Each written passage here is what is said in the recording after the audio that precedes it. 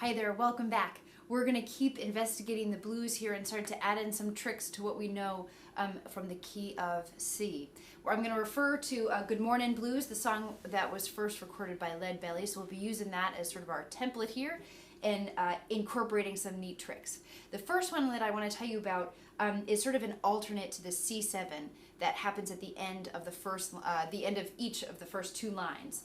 Right, so the very first line we're usually hanging out on the shuffle, 2, 2, 3, 4, 3, 2, 3, 4, and then we go to the C7. Now, instead of going over to the C7 there, you've got another option of kind of working the C7 into the shuffle. And the way that I do that is I start on my shuffle, I'm doing my usual thing, right? I put the index finger down. Then what I do is I take my middle finger and I add it to the third fret of the G there. And that's going to create another version, sort of an alternate C7. So I just strum it once, I go back to the shuffle chord, then back all the way to C and back to the shuffle chord. So all together it's going to sound, that fourth bar at the end is going to sound like this. And mixed in with the whole line, it'll sound like this. I start off on 1, 2, 3, 4, 2, 2, 3, 4, 3, 2, 3. Here comes the C7. And what it does is it kind of it's not quite as heavy as those down strums on the normal C7. It kind of eases it into the shuffle a little bit. You can certainly lean on it when you get there. And then from there, at the end of that first line, you go to F just like you usually do. 2, 2, 3, back to C. Then we're going to do it again. 3, 4, C7. And you really want to listen for that. That's the only difference that's happening between all these chords. Everything else is based on that C chord. You're just kind of emphasizing as you go through. So that's your first little trick. I want to take a quick zoom in though so you can see what I'm doing on my left hand, just in case you're having trouble seeing it from that distance. So let's zoom in here and see if we can't finish that off. For this trick, here's your C chord and you're going back and forth on the C shuffle. And then to add that C7, I'm going to take my middle finger and add it to the third fret there on G. Take it off, take the pointer off, and put it back on. So all together it looks and sounds like this. 1, 2, 3, 4. And you'll probably notice when I put that middle finger down, I leave my pointer finger there too because I'm about ready to take it right off to continue the pattern. So again, it looks like this.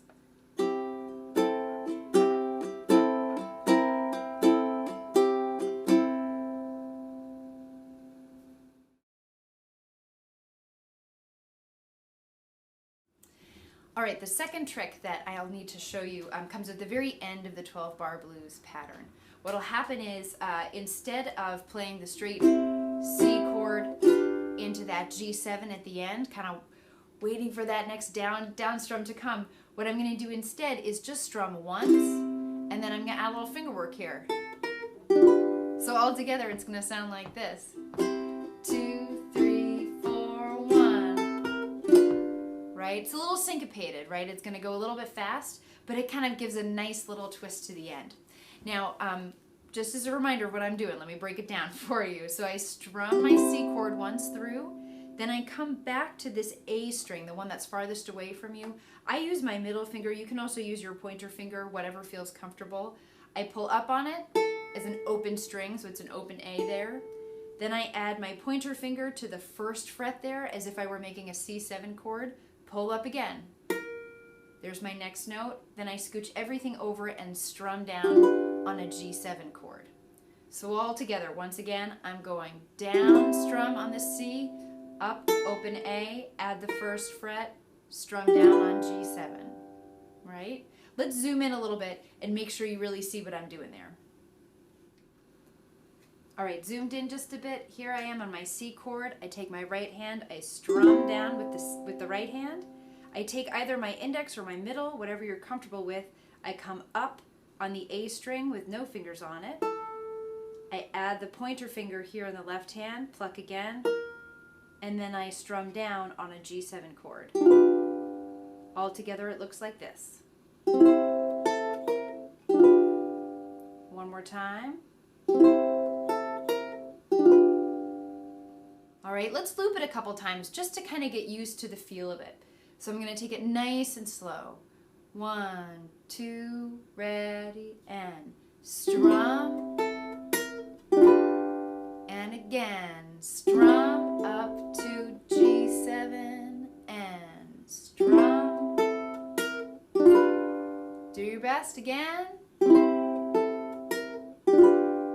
One more time. All right, feel free to loop that as much as you need to on your own time. Let's add it into the last line so you see how it kind of fits at the end of the phrase here. So I'm starting on G7, my 4 beats, ready, and 1, 2, 3 to F, and 1, 2, 3. Now I'm going to C for 4, 2, 3. Here it comes, and strum to G7. There you go. And then on that first beat of the next phrase, we'll come right back down, start it all over again. I've got one more trick to show you. This is going to be kind of fun. This is my favorite one, actually. And there are lots of different ways to do this, but this I think is going to work well for this particular piece. Again, we're at the end of the phrase. We've got our C here, 1, 2, 3, 4, a 1, right at the end. But what would happen if, instead of just hanging out on those 4 beats, you tried something a little bit fancier? What I'm going to do is I'm going to strum that C chord on that first beat, and then I'm going to jump up. I'm going to make a G7 shape starting on the 5th fret here of my instrument. And I'm finding that 5th fret because that's usually where there's like a little dot for a reference point. If it's not on the fretboard, it's also right here on the side of the fretboard for you to find it. So I start here on C, and then I come up here, and I'm just strumming these highest 3 strings. I don't bother with the G down here. I go down 1 fret, down 1 more fret, right? Let's just try that for a second. So I start on C, up to the 5th fret, 4th, 3rd, and then I end on the C chord. Let's try it one more time. C, up to the 5th, 4th, 3rd, and C. Now this is what comes right before. So all together you can kind of fit it into this neat little turnaround that sounds like this. 1, 2, 3, 4, 1 and 2 and 3, 4, all the way at the end. And where that fits in is the very last line of the verse. So all together it would sound like this. I'm on my G7, a 1, 2, 3 to F, a 1, 2, here it comes. I go to C,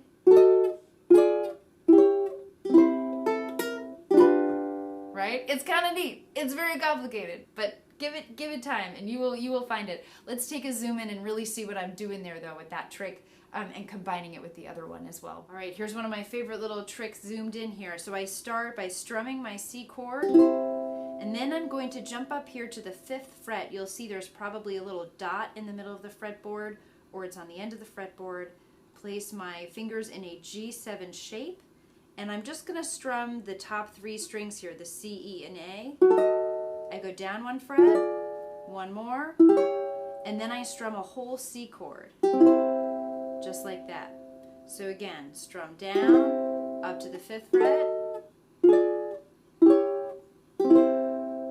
and of course you can also use your pointer finger if you want a slightly different sound here when you strum.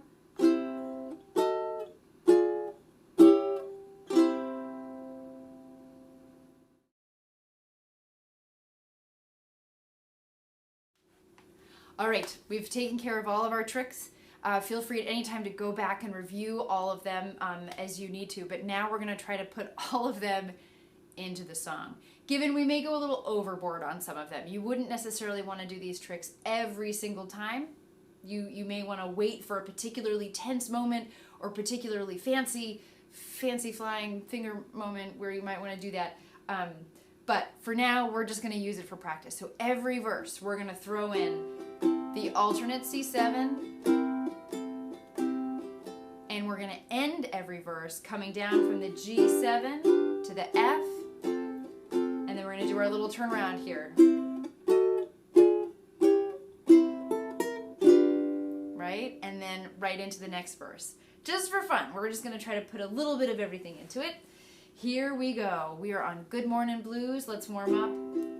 Hanging out on this blues shuffle. We'll take it a little bit slower so we have time for those fancy tricks. Here we go. Good morning blues, blues, how do you do? Here comes C7 to F. Good morning blues, blues, how do you? Back to C, do C7, G7. I'm doing all right. Good morning. Here it comes. How are you? Verse 2. I lay down last night. I was turning from side to side. C7, F. I lay down last night. I was turning from side to side. Back to C. Now C7. I wasn't sad, I was just dissatisfied. Here it comes. Verse 3. When I woke, blues walking round my bed. C7 to F. When I woke, blues walking round my bed. C7 again, G7 now. I went to eat my breakfast, but the blues was in my bread. One more time, verse 1. Good morning blues, blues, how do you do? To F. Good morning blues, blues, how do you do? Now we're going down to the outro at the bottom, a little different. G7, I'm doing all right. Good morning, how are you? And you can just end right there on C. No need to do the fancy G7 work, right? Because we're not going to the next verse. Now, there are lots of ways to end a blues song. You could take that, you could do exactly what we just did, and end there on C. You could leave out that trick at the very end and instead do what we did before and just do the same, right? Just like we did before. There are lots of different ways to end it. So we're getting into that territory where you get to kind of make the choices for yourself, how you want to style it up, how you want to tie off the ends of the verses and the songs. So feel free to go back, use any part of this video you need to review. Next, we're going to start taking the blues into different keys, so we're going to have a lot of fun with that. In the meantime, though, enjoy your practice.